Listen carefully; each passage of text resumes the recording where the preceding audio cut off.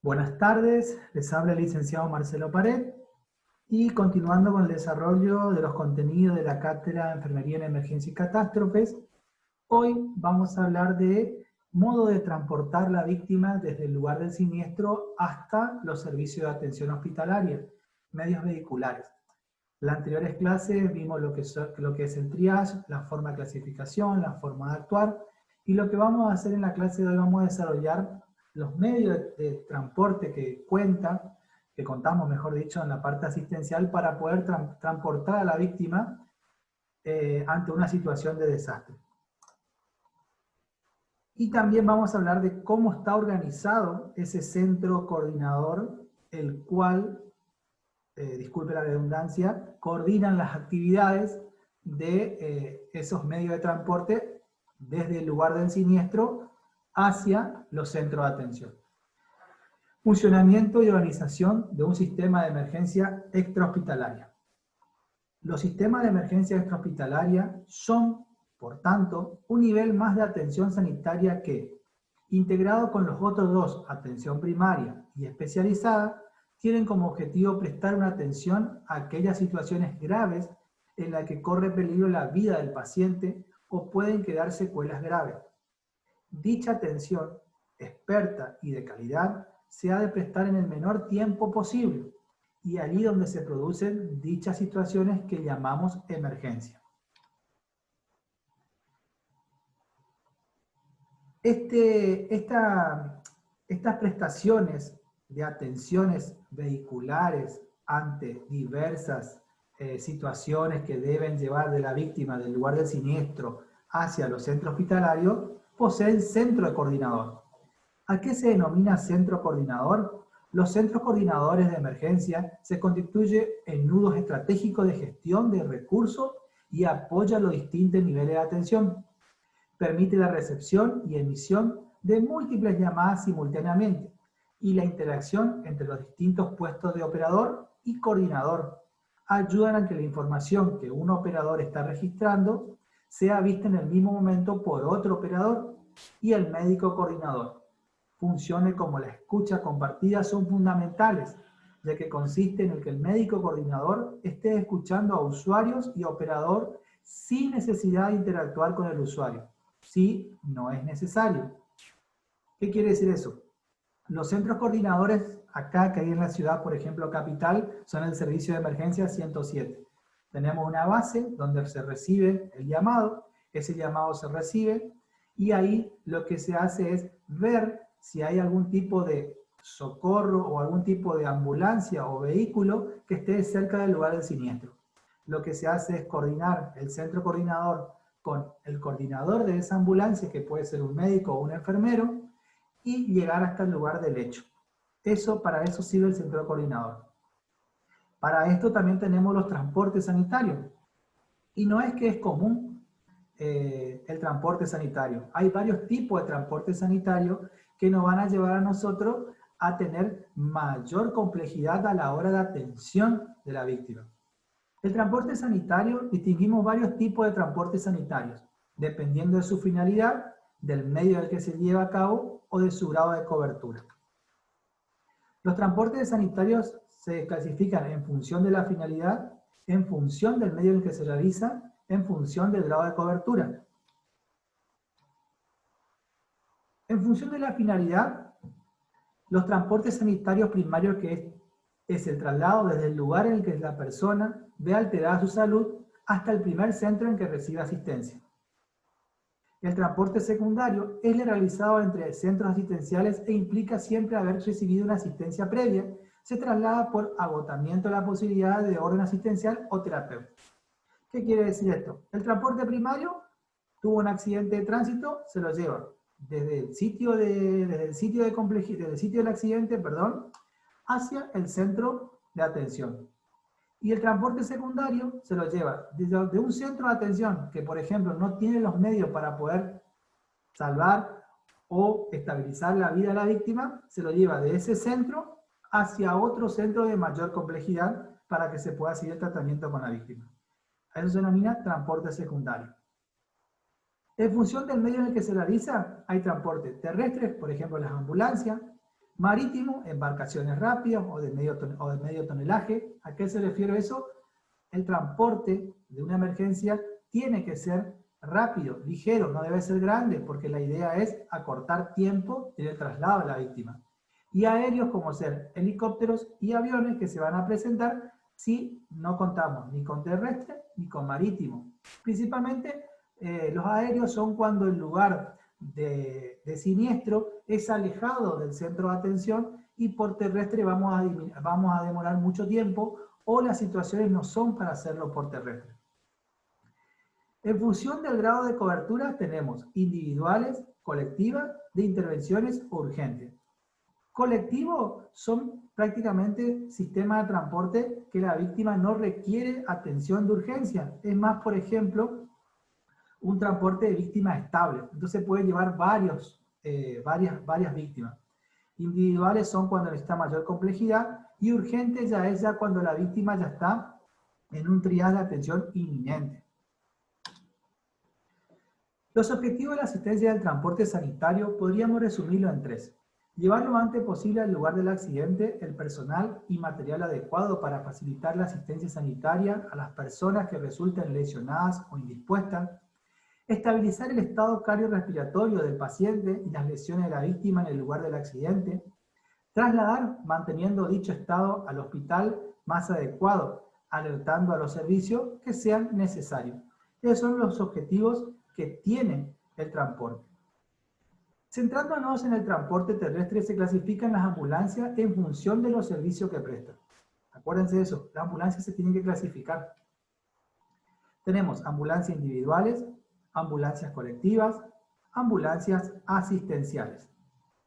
Cuando hablamos de ambulancias individuales, contamos con ambulancias clásicas de techo bajo y ambulancias sobreelevadas. Cuando hablamos de ambulancias clásicas de techo bajo, actualmente en vía de desaparición. Ustedes van a ver esas camionetas, disculpen la marca, esas camionetas Ford Ranger, por ejemplo, que tenía una cúpula atrás. Bueno, esas son camionetas, ambulancias de techos bajos, que no es lo correcto. Van a ver el porqué. Dice, actualmente en vía de desaparición por la limitación de prestaciones, destacando la dificultad en el acceso y asistencia al paciente durante el transporte y el escaso material complementario disponible por razones de espacio y diseño. Por eso están en desaparición. Luego tenemos la ambulancia sobreelevada. A la ambulancia clásica se le ha elevado el techo, lo que permite que el paciente pueda ir semisentado. El inconveniente fundamental es la falta de espacio para trabajar sobre el paciente. Permite el transporte de pacientes estabilizados sin riesgo. Hoy en día hay las ambulancias de techos altos, tipo combis, traffic sería, que son mejores. Cuando más amplia la ambulancia, el espacio para trabajar, mejor atención se le puede brindar a la víctima. Luego tenemos las ambulancias colectivas. Permite transportar varios pacientes tumbados o sentados, pero no tiene ni equipamiento ni espacio para ofrecer asistencia al paciente. Acuérdense de eso, alumnos. Pero no tiene ni equipamiento ni espacio para ofrecer asistencia al paciente. Su utilización está reservada al transporte interhospitalario del paciente o desplazarlo de su domicilio a rehabilitación, diálisis, etc. ¿Qué quiere decir eso? Estas ambulancias colectivas están preferentemente para los transportes de segunda transporte. ¿Se acuerdan que el segundo transporte de un sitio de menor complejidad o mayor complejidad? Bueno, hoy en día se ocupa mucho, por ejemplo, aquellos pacientes que están internados, estables, se tienen que llevar a ciertos centros de atención para una tomografía, una resonancia magnética. Entonces, lo que se hace, se llevan 2 o 3 pacientes estables, por supuesto, hacia el sitio de estudio que se le va a realizar. Después, nuevamente, vuelven hacia la institución. Luego tenemos las ambulancias asistenciales para todo tipo de pacientes, desde sin riesgo hasta los de alto riesgo. Su característica principal es que el comportamiento asistencial reúne las siguientes condiciones. Amplitud suficiente para el despliegue del material necesario. Accesibilidad al paciente una vez instalado con fines de control y asistencia. Altura suficiente para que el paciente pueda mantener una infusión intravenosa por gravedad. Acuérdense que si no tenemos bomba de infusión, la única forma es por gravedad que se realice la infusión intravenosa y que permite trabajar al personal sanitario de pie. Esa es la ambulancia ideal ante una situación de emergencia. También la ambulancia se puede dividir en 2 espacios. la cabina de conducción y el compartimiento asistencial. La cabina de conducción equipada con elementos propios de la conducción, las herramientas, manguito reflectante, emisora, control de señales de emergencia, todo lo que el conductor necesita para poder llevar ese vehículo. El compartimiento asistencial, aislado térmica y acústicamente de la cabina de conducción, pero comunicado con ella mediante los equipos apropiados. Contará con el equipamiento protocolizado para la asistencia en el lugar de la intervención y durante el traslado. El compartimiento debe estar aislado de la cabina del conductor, así el conductor no se distrae con situaciones que se pueden presentar en el compartimiento asistencial. Pero sí tiene que estar comunicado el compartimiento asistencial con la cabina del conductor. Eso es las situaciones que se pueden presentar y las características que tenemos de vehículo para transporte. Después tenemos lo que es la transferencia y recepción del paciente en la urgencia. La transferencia es parte del proceso de atención de enfermería y es la conexión entre los sistemas de urgencia y emergencia intra y extrahospitalario. ¿Qué quiere decir? Es la conexión entre el sistema intra y extrahospitalario, el servicio de emergencia y la institución. Se relaciona directamente con la recepción del paciente en el centro en el que se realizará la asistencia última del paciente. Puede decirse que es el procedimiento en el cual el paciente es entregado por el equipo sanitario extrahospitalario al intrahospitalario. Es un procedimiento en el cual se produce un proceso de comunicación entre profesionales. El equipo sanitario extrahospitalario debe transmitir toda la información sobre la atención del paciente, tanto en el lugar de la primaria asistencia como en el traslado. Eso es importantísimo, alumno, que el equipo extrahospitalario, el equipo que realiza la atención primaria del paciente en el lugar del hecho y que traslada hacia el lugar de la institución, es importante que en el momento de la transferencia de la víctima debe comunicar e informar todo lo acontecido con la víctima, ¿sí? Todo lo que sucedió en el lugar del hecho y durante el traslado. La transferencia la pueden realizar médico-médico a médico-enfermero, enfermero o enfermera a enfermero-médico, técnico de transporte sanitario al médico, técnico de transporte sanitario al enfermero. Son situaciones que se pueden presentar de acuerdo a la complejidad del lugar donde llevamos la víctima y de acuerdo al equipo que asistió a la víctima en el lugar del accidente. Hay que recordar que es fundamental la identificación del personal en el momento de la transferencia.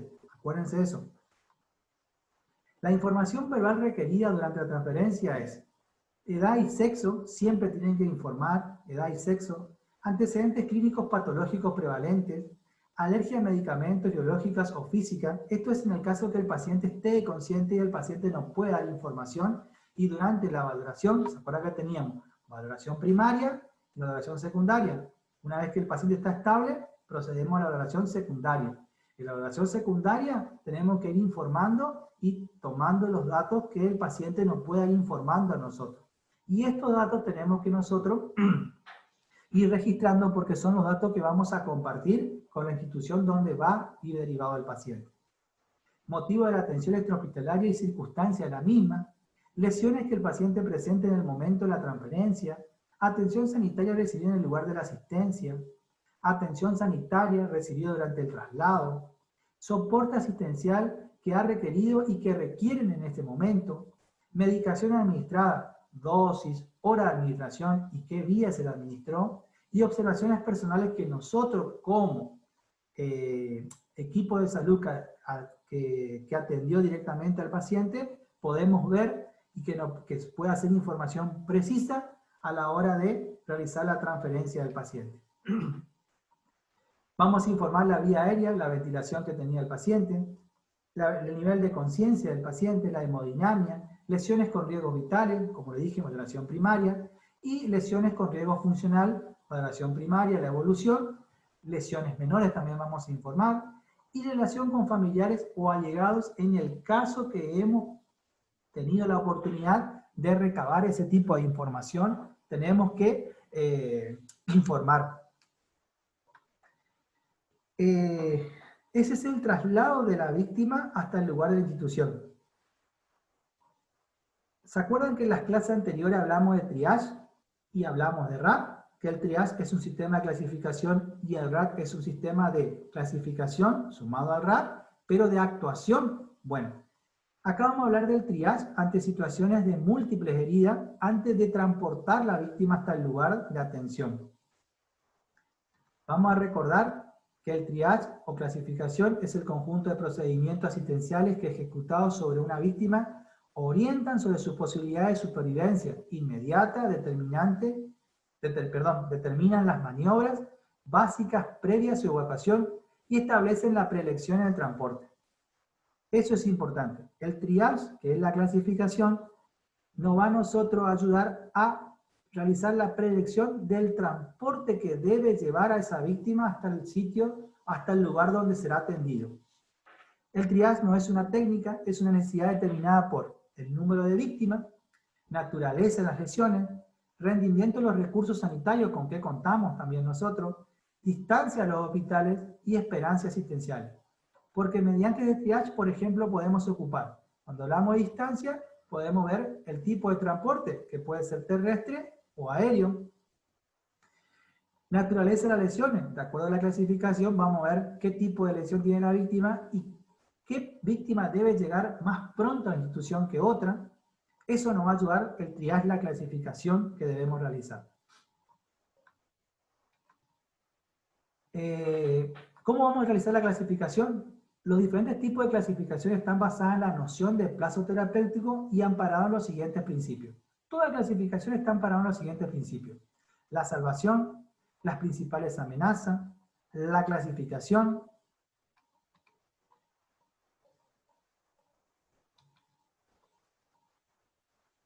esos son principios que están basados en las clasificaciones. La salvación de la vida tiene preferencia sobre la de un miembro y la conservación de la función sobre la corrección del defecto anatómico. Las principales amenazas para la vida están constituidas por la asfixia, la hemorragia y el shock. La clasificación debe conseguir identificar, ante todo, a aquellos pacientes críticos que necesitan reanimación inmediata y separarlo además de aquellos que no deberán recibir asistencia por ser leves y no precisar otra atención que autocuidados o bien porque sufran lesiones obviamente mortales. Es decir, la clasificación es importante para poder saber qué tipo de víctima vamos a trabajar. ¿Cuáles son las características de la clasificación? Deben ser permanentes, adaptadas, socialmente aceptables, rápidas. Son características de la clasificación. Completa, precisa y segura, sentido anterogrado, y dinámica. Cuando hablamos de la clasificación, la característica es permanente en toda la cadena asistencial, reevaluando permanentemente a cada víctima. ¿Qué quiere decir eso? No solamente cuando realizamos la primera clasificación, ya nos olvidamos de volver a clasificar. Es un proceso de enfermero. Acuérdense que el proceso enfermero nuestro está presente en todo lugar y en cada momento de nuestra profesión. Entonces, constantemente vamos a estar evaluando si las víctimas que eran de color amarillo no pasan a ser color verde, o si las víctimas que eran color rojo, si la víctima que eran de color verde pasa a ser color amarillo. Siempre tenemos que estar evaluando que la víctima no empeore el estado que ha sido clasificado.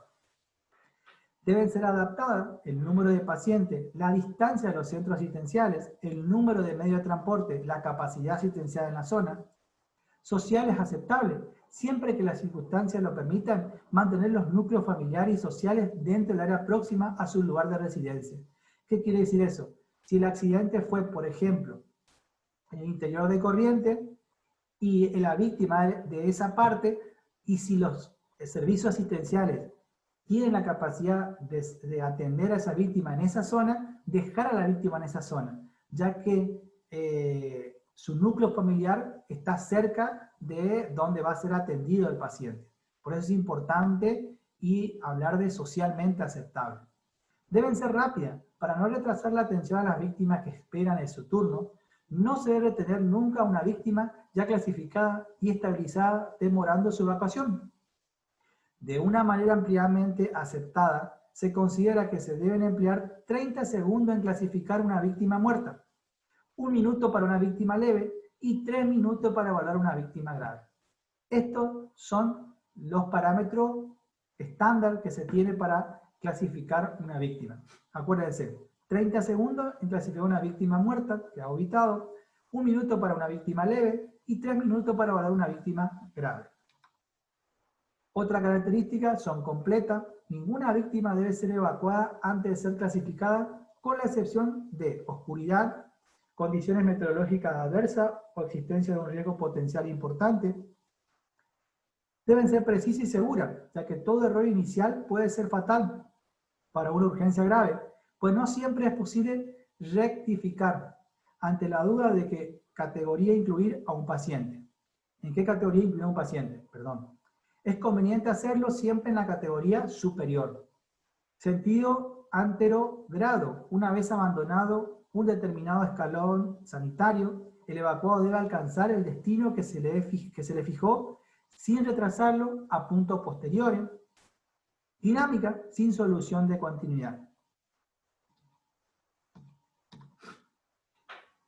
¿Cuáles van a ser los elementos necesarios para establecer un triage en el lugar del siniestro? Espacio físico seguro, próximo al punto de impacto con fácil acceso a la ambulancia. Personal asistencial entrenado, eso es importante, como siempre se le habló desde el comienzo de la cursada de esta materia. Material médico para manejar los pacientes una vez clasificados. Protocolo asistencial, protocolos son las formas de actuación ante diferentes situaciones. Control estrecho de los medios de transporte sanitario, la calidad asistencial y el consumo de recursos en la zona será siempre inversamente proporcional al número de afectados y al tiempo en que puedan ser atendidos de manera definitiva.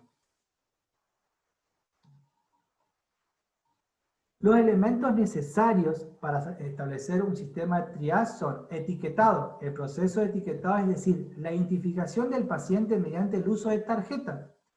Es un proceso asociado y necesario al triage para asegurar un cuidado continuo.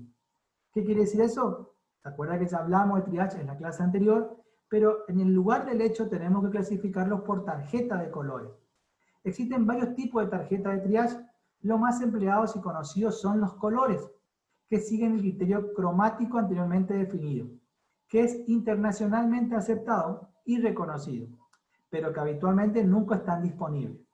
Las tarjetas deben ir atadas a la muñeca o al tobillo de la víctima o el paciente, pero nunca a los vestidos o calzados. Escuchen bien esto, alumnos. Las tarjetas deben ir atadas a la muñeca o al tobillo del paciente, de acuerdo a la situación que tenga el paciente, por supuesto, pero principalmente nunca deben ir atadas a los vestidos o calzados. Nunca deben ir atados a la vestimenta de la víctima, porque la vestimenta se puede sacar y ahí queda sin tarjeta de clasificación la víctima. ¿Cuáles son la categorización de las víctimas? Tenemos sinónimo prioridad 1. Este es categoría rojo. Extrema urgencia, etiqueta roja. Lesiones que deben ser asistidas en el lugar en el que son identificadas y solo para resolver la lesión mortal de necesidad. Se resumen en paro cardiorrespiratorio, presenciadas irreversibles, asfixia, obstrucción mecánica aguda de la vía aérea, herida maxilofacial que produce o puede producir asfixia, lesiones penetrantes de tórax, hemorragias activas, shock hipovolémicos muy severos son algunas de las causas de atención inmediata de la víctima. Son la categoría roja. Prioridad 2, urgente de etiqueta amarilla, muy grave, lesiones que pueden demorar en 6 horas su primera asistencia y permiten trasladar al lesionado hacia área de socorro y unidades quirúrgicas de urgencia vital. Los cuadros más representativos son heridas viscerales, incluyendo perforación del tracto gastrointestinal, herida del tracto genitourinario, heridas torácicas en asfixia, heridas vasculares que exigen cirugía reparadora y todas las lesiones que hayan exigido la aplicación del torniquete. Paciente en coma, traumatismo craneoencefálico, con focalidad, politraumatizados y heridas abiertas abdominales, dificultades respiratorias controladas, quemados con lesiones del 20%. 20% es lo ideal, es el parámetro para clasificar una categoría 2 o amarilla. Luego tenemos la clasificación de tercera categoría, prioridad 3, no urgente, etiqueta verde, menos grave. Víctima cuya asistencia puede demorarse en plazos superiores a las 6 horas. sin riesgo de muerte para los individuos, aunque puedan quedar con secuelas considerables desde el punto de vista funcional. Los cuadros más representativos son lesiones cerebrales que exijan descompresión, heridas musculares, polifracturados, contusiones torácicas y fracturas de huesos largos, lesiones menores que puedan ser atendidos incluso después de 24 horas en puestos asistenciales muy retrasados, fractura de huesos cortos, luxaciones, heridas menores, heridas oculares, lesiones maxilofaciales sin cuadros psicológicos y patologías médicas en pacientes previamente enfermos. Esa es la categoría 3, no urgente o color verde. Y por último tenemos la categoría, cuarta categoría, etiqueta gris, fallecido, víctima sin ninguna posibilidad de sobrevivir, como paradas cardiorrespiratorias no presenciadas, traumas craneales con salida de masa encefálica, destrucción de multiorgánica, etc. En ella no se debe efectuar ningún esfuerzo terapéutico. Esos son los 3 colores que siempre vamos a trabajar, y el cuarto, que es esta etiqueta gris o fallecido. Acuérdense, rojo, urgente, amarillo y verde. Acá vuelvo a repetir los colores que en la anterior clase compartí. Rojo son personas que presentan lesiones o enfermedades que ponen en riesgo su vida, por lo que ameritan atención prioritaria. Amarillo son personas que presentan lesiones moderadas cuya vida no corre peligro. Se proporcionará atención médica luego de ser atendidos todos los usuarios clasificados como rojo. Verde son personas que presentan lesiones leves. Deben acudir a la consulta externa. De recibir la atención en el servicio de emergencia, deben esperar que se atiendan los usuarios clasificados como rojos o amarillos.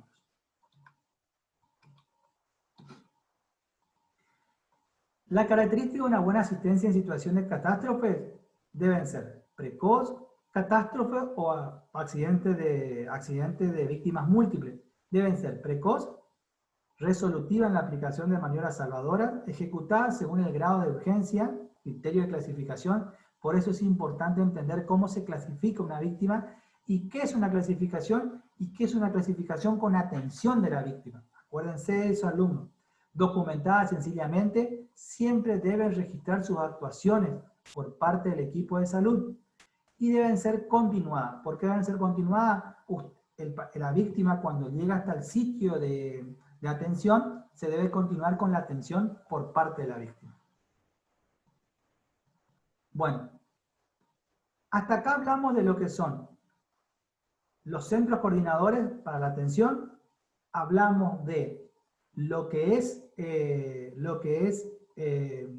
modo de clasificación de la víctima en el lugar del siniestro, y vemos cómo se clasifica y cómo se traslada a la víctima. Ese es el objetivo de la charla de hoy. Espero hayan entendido la clase. Cualquier cosa a su disposición mediante el foro del aula virtual. Me preguntan a cualquier consulta, cualquier duda que tengan de la clase. Esto va a estar subido en el aula virtual. Y también comparto una pequeña bibliografía de este tema para que ustedes tengan material de lectura para seguir ampliando su conocimiento. Hasta acá llegamos a la clase de hoy. Que tengan una excelente jornada. Buenas tardes.